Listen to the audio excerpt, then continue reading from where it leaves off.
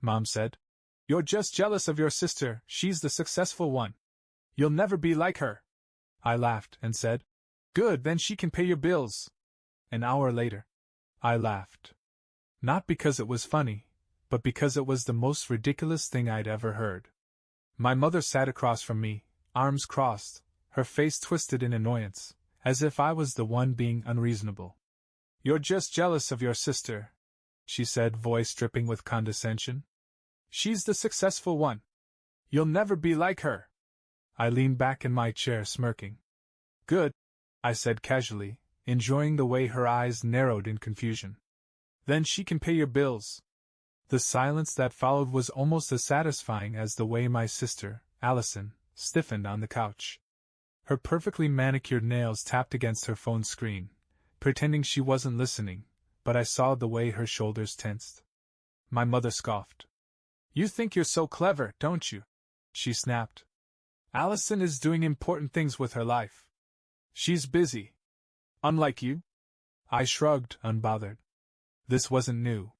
She'd been saying this since we were kids.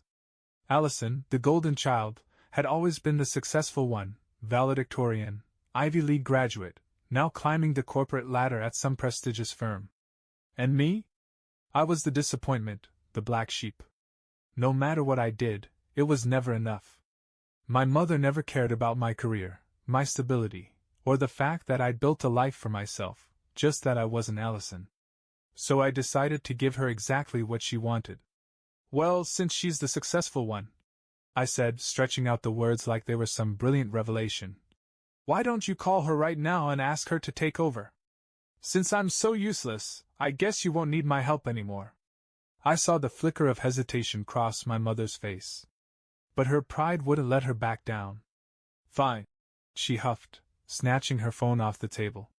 She actually cares about this family, unlike you. Allison glanced up from her phone, looking annoyed. Mom, what are you doing? I need help covering the mortgage this month, honey, my mother said sweetly. Your brother has decided he's done helping. I watched the scene unfold like it was a movie I'd already seen a dozen times. My mother, so sure that Allison would swoop in and fix everything, and Allison, so smug, assuming she was untouchable. But I knew what was coming. And I couldn't wait to see their faces when it happened. Allison sighed, tapping her nails against the armrests like she had something more important to do. Mom, I already told you. She started, then caught herself. Her eyes flickered toward me for half a second before she plastered on that fake, confident smile she always used when she wanted to seem in control. I mean, of course I'd love to help, but you know how it is. My expenses are insane right now. She forced a laugh, shaking her head as if the idea of parting with her money was absurd.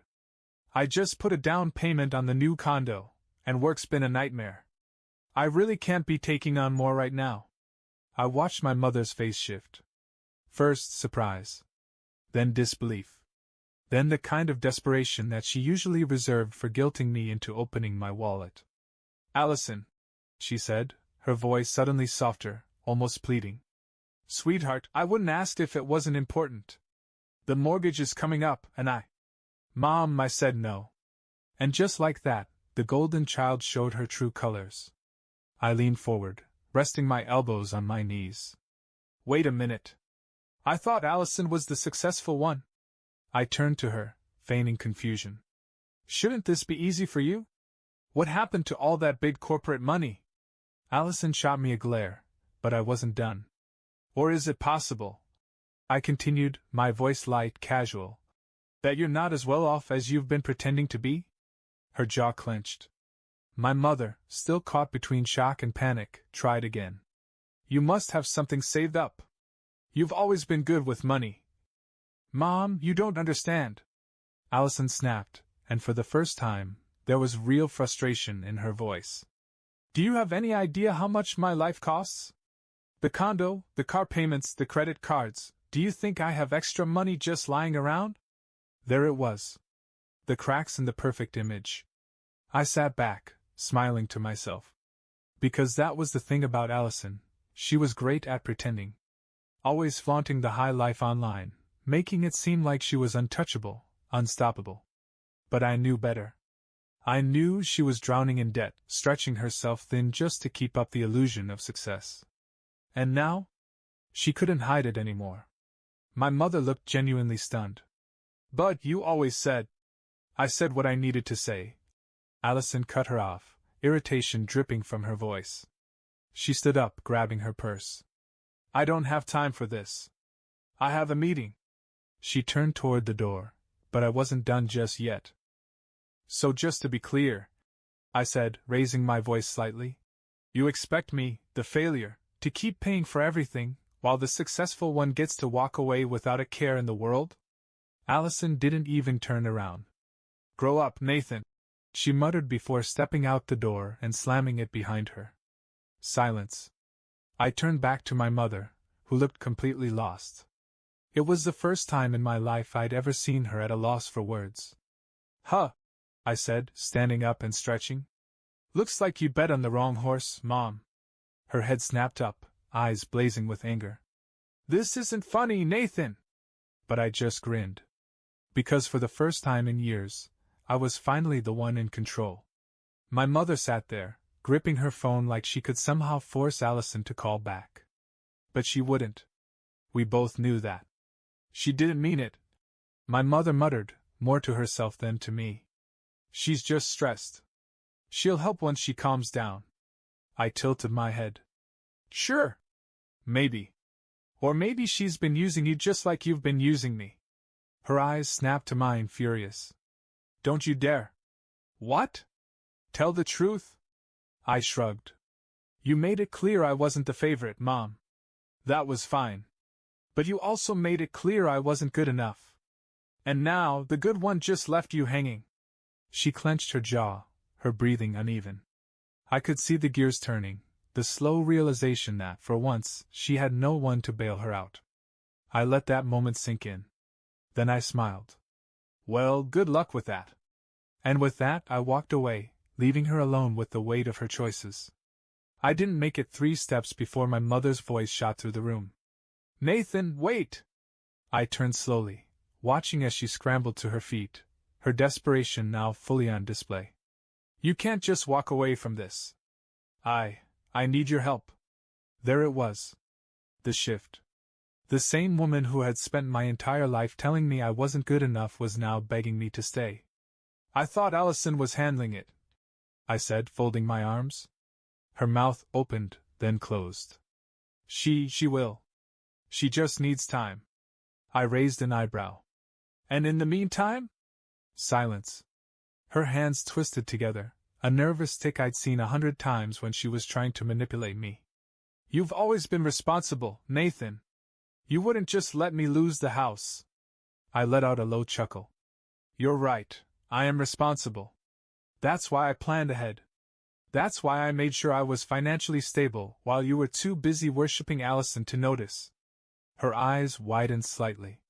Wait, what do you mean planned ahead? I tilted my head, letting the words sink in. I could see the exact moment she realized what I was saying. You have money. Her voice was barely above a whisper. I didn't answer. I just let the silence speak for itself. And then the panic set in. Nathan, please. You have to help me. Do I? I interrupted, pretending to think it over. Because I seem to remember you telling me I'd never be as successful as Allison. That I'd never amount to anything. She flinched. Well, I continued, shrugging. I guess you were wrong about that, huh? She reached for me, but I stepped back. No, Nathan, listen. I didn't mean it. I was just upset. I shook my head. No, Mom. You meant every word. And for the first time in my life, I watched as she realized that I was the one in control now. My mother's breathing turned shallow, her fingers gripping the edge of the table like it was the only thing keeping her upright. I could see it now, the fear in her eyes, the dawning realization that she had nowhere left to turn. Nathan, please, she said, her voice softer now, almost trembling. You're my son. Family helps each other. I let out a slow breath, shaking my head. Funny. I don't remember you saying that when I needed your support. She flinched like I'd slapped her. That was different, she insisted. You were always difficult. Stubborn. You never listened to what was best for you. I laughed, cutting her off. You mean I never did what you wanted? Her lips pressed into a thin line. You don't understand. She tried again, switching tactics. This house, my life, everything is falling apart. I need your help. I tilted my head. And where was that same concern when I was struggling? Where was my safety net? She had no answer. For the first time in my life, she had no power over me. And I could tell it terrified her. I should go, I said finally, grabbing my jacket. No, wait. She rushed forward, grabbing my arm. I'll make it up to you. I swear. Just help me this one time. I gently pried her fingers off me. Mom, I said, my voice steady. You made your choice a long time ago. And with that, I turned and walked out the door. I didn't look back. I barely made it to my car before my phone started buzzing. I glanced at the screen. Mom. I let it ring. Seconds later, another call. Then a text. Mom, Nathan, please. Just talk to me. Mom, I didn't mean any of it. You're my son. I love you. I scoffed. Love? Now that she needed me, she suddenly remembered how to love me? The messages kept coming, one after another, but I didn't read them. I started my car, gripping the steering wheel as a strange feeling settled over me. I should have felt guilty. That's what she was hoping for. That's how she always controlled me before, with guilt, with obligation. But I didn't feel guilty. I felt free. For the first time, I wasn't the forgotten child scrambling for scraps of approval. I wasn't the backup plan for when the favorite failed. I was just me. And that was enough. As I pulled onto the road, my phone rang again. This time, it wasn't my mother. It was Allison. I smirked. Let the games begin. I let the phone ring a few times before answering. Nathan. Allison's voice was sharp, clipped, no fake sweetness, no smug superiority. Just frustration. What did you say to Mom? I smiled to myself. Nothing she didn't already know. Cut the crap. She snapped. She's freaking out, saying you walked out and left her with nothing. What the hell is going on? I feigned surprise. Wait, you mean she called you for help? I thought you didn't have any extra money lying around? Silence. Then a sharp breath. That's not the point, Nathan. You know I can't take this on right now. Right. I mused. The condo, the car, the maxed out credit cards. That must be tough. Don't act like you're above this. She shot back. You think you're some kind of hero now? Because you walked away? I chuckled. No, Allison. I think I'm just done. You can't just be done with family. You were done with me plenty of times, I reminded her. Remember all those years you let Mom tear me down while you stood there, smiling? Remember how you were the golden child, while I was just the disappointment? That's not fair, she muttered. Fair? I scoffed. What's fair is that you finally get to feel what it's like when no one comes to save you. Her voice dropped, low and bitter. So that's what this is. Payback? No, I said simply. It's just reality catching up. Another pause. She's going to lose the house, Nathan, she said, quieter now. I leaned back in my seat. Yeah. She is. And you don't care? I thought about it for a second. No, I said honestly. Allison exhaled sharply. I could practically hear her nails tapping against her phone, that nervous tick she always had when things didn't go her way. You're really going to let this happen? She muttered. Yep. You're a... Click. I hung up before she could finish. Leaning back, I let out a long breath. For the first time, I wasn't the one scrambling. They were. And it felt good. For the next few days, I ignored every call, every text. At first, my mother stuck to guilt-tripping. Nathan, I raised you. How can you do this to me? Then came the attempts at bargaining. I'll change, I swear. We can fix this. And finally, the anger. You're selfish. Ungrateful. You'll regret this. But I didn't regret a thing. Allison, on the other hand, went radio silent. No doubt trying to come up with a way to spin this so she wouldn't have to deal with Mom's problems either.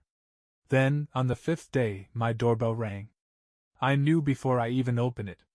My mother stood on my doorstep, looking worse than I'd ever seen her. Her perfect posture was gone, her usually immaculate hair a mess. She had dark circles under her eyes, her lips pressed into a thin, frantic line. "You weren't answering my calls," she said. "I know," I replied, leaning casually against the doorframe. She hesitated, as if debating whether to throw a tantrum or beg. Her pride and desperation were at war. "Nathan, please. I don't know what to do." There it was. The moment she realized that, for the first time, she had no control. "That's not my problem anymore," I said simply. "You can't just leave me like this." Her voice cracked. "I can." And I did. Her expression twisted in frustration. "What do you want from me? An apology? Fine. I'm sorry, Nathan. Okay? I'm sorry for everything." I tilted my head. "For everything?" Her jaw clenched. "You know what I mean." "No, I don't. Because if you were really sorry, you wouldn't just be saying it because you need something from me." Her breath hitched. For a second, I thought she might actually cry. "Nathan, I'll lose the house."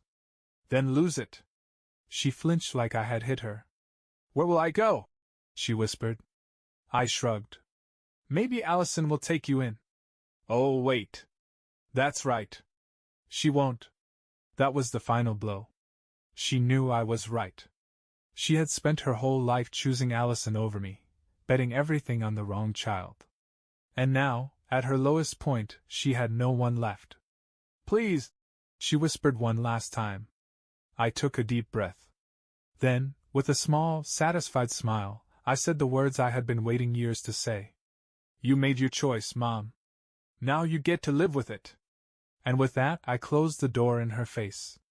I expected her to knock again. To yell. To demand I open the door. But she didn't. Through the peephole, I watched her stand there for a few seconds, shoulders shaking, hands trembling at her sides. Then, without another word, she turned and walked away. I didn't feel bad. Not even a little. I had spent years bending over backward for a woman who never once showed me real love. Years watching her worship Allison while I was treated like an afterthought. And now, finally, she was facing the consequences of her own choices. And it wasn't my problem. I thought that was the end of it. But I should have known better. The next morning, I woke up to a call from a number I didn't recognize. I almost ignored it, until something told me to pick up. "Nathan." The voice on the other end was tight, controlled, and eerily calm. "Allison. This is the last time I'm going to ask," she said, skipping the pleasantries. "Help Mom. Pay off the bills. Fix this mess before it gets worse." I almost laughed. "You don't get it, do you?" I said. "There's nothing left to fix. It's already over." "No, it's not," she snapped. "She can still keep the house if we act fast. I can pull some strings at the bank, but she needs money. And since you're apparently doing so well, let me stop you right there." I cut in. "She's your problem now, Allison. Not mine." Silence. Then, for the first time, Allison's voice cracked. "I can't take care of her, Nathan." And there it was. The golden child, the successful one, wasn't so perfect after all. She was drowning. She had played the role of the confident, put-together daughter for so long that she had convinced herself she was untouchable. But now, the weight of everything was crushing her.